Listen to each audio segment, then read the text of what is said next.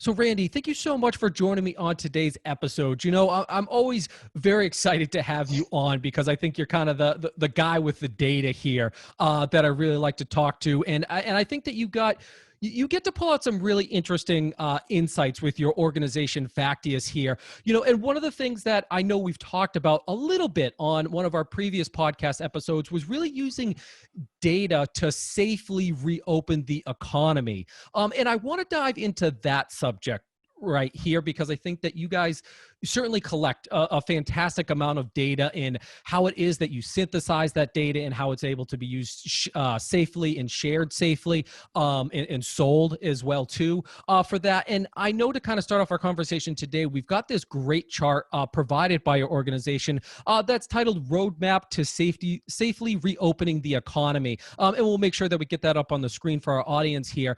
So perhaps maybe let's unpack that chart for our audience here a little bit today and kind of explain the significance behind it. Yeah, sure. No, happy to help.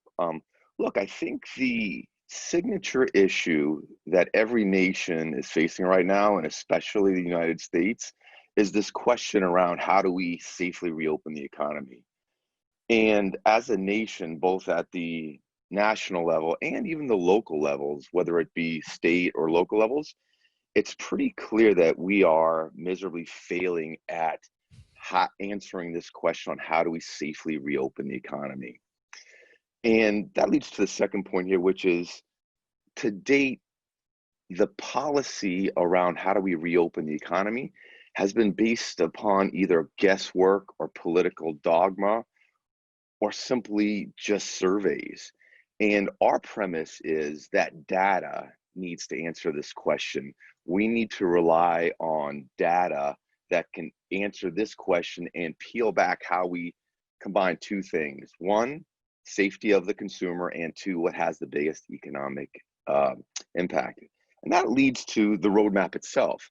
The roadmap, when mapping these two data elements together, safety and economic impact, shows a clear mechanism on how we safely reopen the economy that is based on data and not opinions and not guesswork.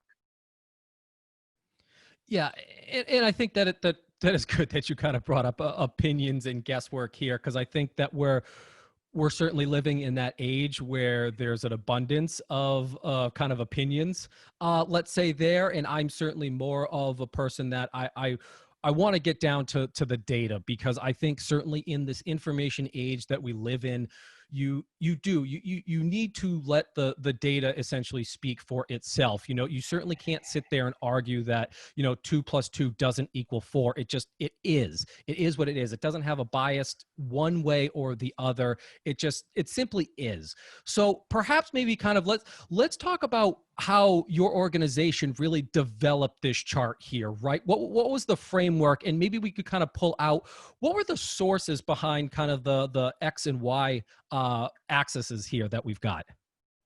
Yeah, no, happy to elaborate on that. And look, the great thing about the roadmap is that it's simple and clear, right? So if you look at what we're trying to solve for, and this is directly in the roadmap, it's two main data points: health risk and economic value. So if you actually plot those two things on a X and Y axes, you get clear signals on how to reopen the economy. Let me unpack that a little bit more. So let's take the economic impact. And if the viewers can see the roadmap here, this is just data. There's no guesswork here, right? And so what we've done is we have taken we've taken data, credit and debit card data from 1,000 plus banking institutions, anonymized and aggregated, so there's no PII, et cetera. But we've taken this huge amount of data, about 50 million card transactions per day, and we can map per category which of these categories, restaurants versus movie theaters versus airlines, has the highest economic impact. This is just data. It's inarguable. It's on the chart. So obviously the y-axis, higher value, lower value insofar as economic impact to reopening the economy. That's data point number one. Data point number two is health risk. Obviously, that's what we have to balance here. And the same thing here. So look, let's be clear. Factious, we're not health experts. So what we did is we took 20 different sources from the health industry and mapped those sources together on which of these categories is highest risk versus lowest risk. And for example, if you look at the highest risk stuff, it might be things as mapped by the leading health experts like cruise lines or indoor sporting events. That's on the higher risk level. It's inarguable that things like e-commerce and restaurant takeouts um, and gas stations are going to be lower on the health risk spectrum. So once you simply map these two together, it gives a very clear idea on what you should open now, what you should open later, and some of them, quite frankly, might depend on the individual state. But now you have a framework to have this discussion that is based upon data and not guesswork or not political dogma. Yeah, one of the things I want to kind of point out that you said there is that, like, it certainly can depend upon the state, but you have that data at that state level there. So it's yes, we're taking a look at one chart here, but that one chart can be customized to say, okay, well, let's look at Massachusetts, right? And say, okay, well, based upon Massachusetts data, this is what the data is essentially telling us that's there. And to the other point that you had brought up there in terms of just the synthesizing the data, right? So it's not as though, hey, we're taking the exact data set there. And perhaps maybe, and I know we've talked about this, but I think it's very important, especially for financial institutions, to understand what synthetic data is and what it means. So perhaps maybe we could kind of give a little bit of a quick definition of how it is, what is synthetic data, and how it is that your organization creates it. So it kind of makes it safe to be able to share and also monetize. Yeah, no, sure. So let me address the two things I heard there. The first is you made a great point around this is a local issue as well as a national issue. So for example, Dr. Fauci, you know, he can actually map the health risks on the roadmap however he wants to on a national level. And he should. Like, we're not going to argue with him. Is it a little bit higher to the right or the left for health? He's the expert. However, how the governor of Massachusetts does it might be different than, say, the governor of Texas. And we want them to actually move those health risks because it's going to change over time, right? There's no question those health risks will change slightly over time. They should do that. So our perspective is, let's not have all these political arguments over which goes first. Use the data. And if Massachusetts or New York, the data says that movie theaters are getting a little bit safer, okay, move it over to the right a little bit, right? So we want them to use this data, customize it for their local jurisdiction, and now have a clear way to reopen the economy and at least a framework to have these discussions instead of just verbal barbs that are going all over the place. So you make a great point on this is can be done nationally and then on the individual level. To answer your question on synthetic data, so for the viewers, synthetic data is a way that makes sharing data absolutely secure and safe and regulatory compliant. So historically, financial institutions have rightfully been reticent in sharing their data. So let's take credit and debit card transactions, for example. Let's say, my name is Randy Cook. I don't want my transactions out there. I don't want my name out there, et cetera, et cetera. And so rightfully so, fintechs and financial institutions have been very cautious. And by the way, we have tons of regulations about this as well. So what synthetic data does is it takes the individual transaction, removes all of the privacy information. That's one way to make it safer, but then it takes it to a different level. What synthetic data does is it changes each of the key fields of the transactions so that it can never be traced back to even an anonymized user. So as an example, if I bought Starbucks at 7:02 a.m. for $2.12, we would change all of that transaction to say it happened at 7:20 a.m. and it cost $2.15. Over time, the value of 1 million transactions is still the exact same. However, there is no longer any privacy, regulatory, compliance risk because it all, by definition, is fake or synthetic data and can never be traced back to the individual or the banking institution itself. So it's just a clear, concise way of now making banking and fintech and payments data safe to share with the economy and safe for those institutions to monetize. No, and I think I'm really glad that we kind of talk about this all the time, right? Because I think, to your point, I think a lot of financial institutions get concerned when it just comes to the data and privacy and regulations that they certainly have to make sure that they are compliant with for. And I think a lot of people, when they hear like, oh, okay, like we're gonna kind of create this synthetic data, they just go to the point where you brought up of anonymizing the data and then not bringing it that next additional step where it's, yeah, okay, anonymous data, it's good. It certainly has its benefits and its merits here, but there still can be some compliance and regulatory issues if it is that you want to go ahead and use that data for other things. But then going that next level where it's no longer the exact same transaction at all. But to your point that, say, for example, if you were to have a database of this synthetic data, that you could put it into a machine learning algorithm, that the outcome from the real data and this data is going to still be statistically relevant to each other. There's not going to be that big change. So the other thing to kind of take away is that you don't want financial institutions to think that, hey, okay, I'm buying or I'm selling the synthetic data and therefore it's going to drastically alter my results if I need to use it for whatever the case may be, but I'm using it for machine learning and I want to get the same results from database A that I get from database B. So I think that kind of brings me to my next then question of like, what is it that financial institutions and payment companies can really learn from the framework that we've been talking about here? Yeah, I think there's three main takeaways for financial institutions, fintechs, and payments companies. The first is the idea of sharing data. They've been scared of it. They've been slow to do it.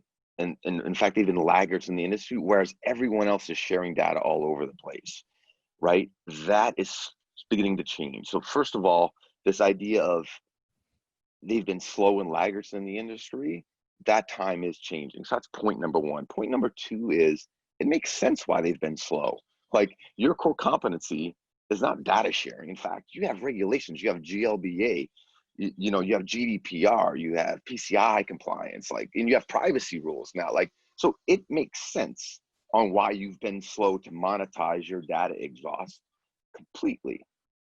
However, with synthetic data, that has been solved without a doubt. It's non-arguable. So now the main reason why you've been slow to monetize your data, which by the way is good for your own P&L, it's good for your customers, it's also good for the nation as a whole. And that leads me to the third point, which is why should financial institutions and fintechs and payments companies share their data? And to me, it's really clear on the reasons you should. The first is, don't worry, it's safe and secure. The second is you can create new revenue streams safely from your data exhaust. Every other industry is doing it. If you can do it safely and securely, you should consider it. The third one is, I think this is a big deal, especially within COVID, is it helps society in a big way. So if you look at this roadmap, if you can just safely get the economy reopened in a smart way, what does that bring to us? I'll tell you what it brings. First of all, businesses will succeed faster. Secondly, that's very important because we need to get people back to work. And if you take those two things combined, our tax base is eroding right now, both from business and so states and federal government's going to be in a huge hurt, right? So the quicker we get this data out there that can help our policymakers, both in DC and the local level, this will help businesses. It'll help their own business. It'll help the businesses in the community. It'll help people get back to work. And then, of course, the tax base. So I think there's not only a P&L and capitalistic reason to do this, but the overall economy will greatly benefit from financial data, which is the most valuable data in the global ecosystem. I mean, think about this for a second. Geolocation data is spread all over the place right now, getting monetized all over the place. Is that creepy? Maybe, maybe not. I think they're getting into synthetic data, but the ability of us to use safely synthetic financial data is way safer than a lot of other mechanisms that are out there today. Yeah, I certainly think that's really interesting, and we talked about a couple, I think we kind of touched upon a couple of different just use cases here, right? So we've got some financial institutions that have kind of I don't want to say make the leap because I think that's kind of the wrong phrase here, but have decided, hey, we want to go ahead and we want to monetize our data. But perhaps for some of those organizations that are kind of sitting on the fence here, that are kind of like, well, I certainly see where, yes, it can increase my P&L on that. I'm certainly in a position right now where I need to do that. I want to be able to do that on my end. What are maybe some of kind of the other use cases that are there with being able to kind of create that synthetic data that financial institutions might not be kind of thinking of right off the bat? Yeah, sure. I'll give you a couple that we work with specifically.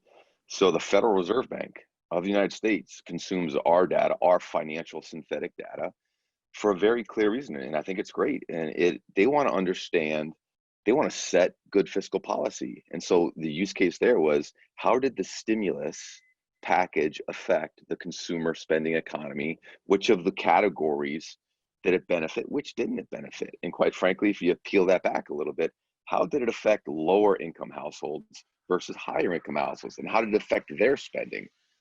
Great use case. And believe me, I think we all want that. I think banks want the Federal Reserve to make good fiscal policy. That's a good thing. So that's a great example of how it helps all parts of the economy.